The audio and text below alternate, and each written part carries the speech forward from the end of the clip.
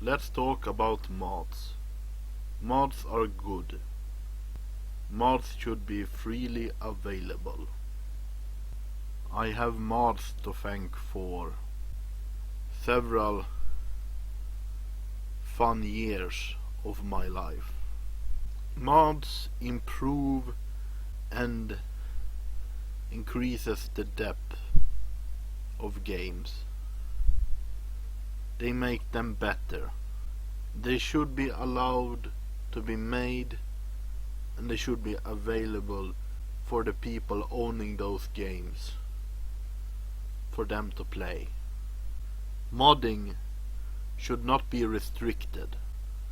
It should be open and free for people to do. Some companies say that nowadays games are too complicated for modders to mod. The tools are too advanced. Modders can't handle it. It's too complicated. Some companies say this. But I say, let the modders try. If they fail, they fail. If they succeed, who knows what good they may bring. Because what's the worst that can happen with a failure? It doesn't work, and we can move on with our life. But if it succeeds, and even if it's just one or perhaps two mods that succeed, if these are really good mods, wasn't it worth it? Just give modders the opportunity and the basic tools, or just allow them to do what they're good at and see what comes out of it. Too complicated or too advanced shouldn't be an excuse for companies to not provide opportunities for modders to mod their games. Let them at least try before you deny them the great chance of making the game they love even better. Also, the talk of limiting mods,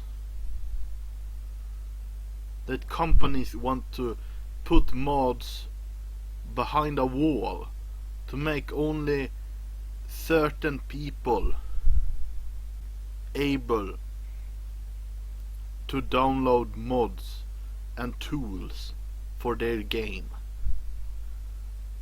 to not allow modders and players to pick and use their mods for the game they bought on their own without developers and companies having to have a say in what they do with their game. It shouldn't be like that. Companies and developers should let the modders and players decide if it's just for their own fun, by themselves, just enjoying themselves.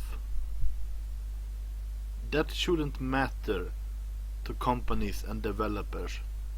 It's not something that should be hindered or stopped. It should be encouraged. Games that allow mods, modding support, and the community to support modders does better, and it is a better, more likable community. A game and mods which makes people want to buy it. For many games, many people have bought them just for the mods themselves. It might be a pretty good game, but to get the most out of that game, if it's just improvements of the base game or an entire total conversion. It can be anything. But because of those things, and the companies and developers have allowed it to happen, people have bought the game for just that. For something more than just the base game.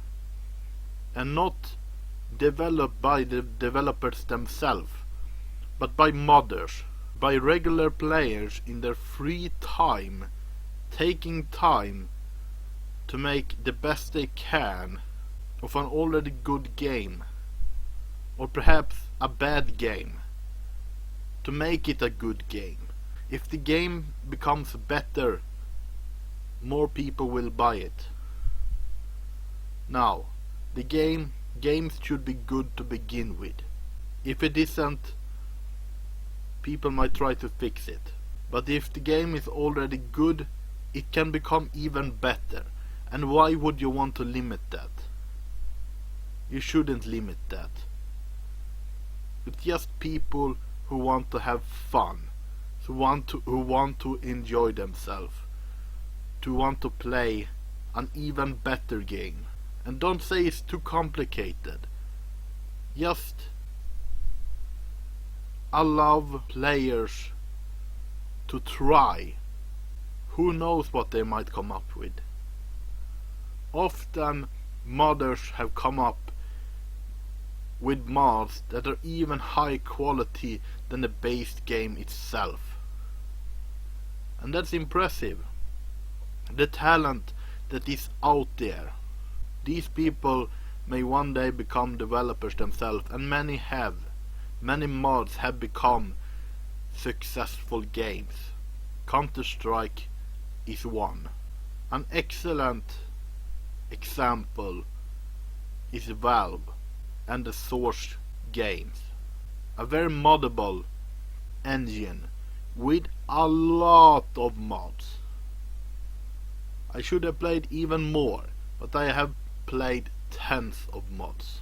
And these are from people taking their free time to make something they believe is good and shared it with others to let everyone have fun. That's why modding is great. So let's continue with modding. And in those cases that it isn't allowed, let's allow it again and make great mods for great games.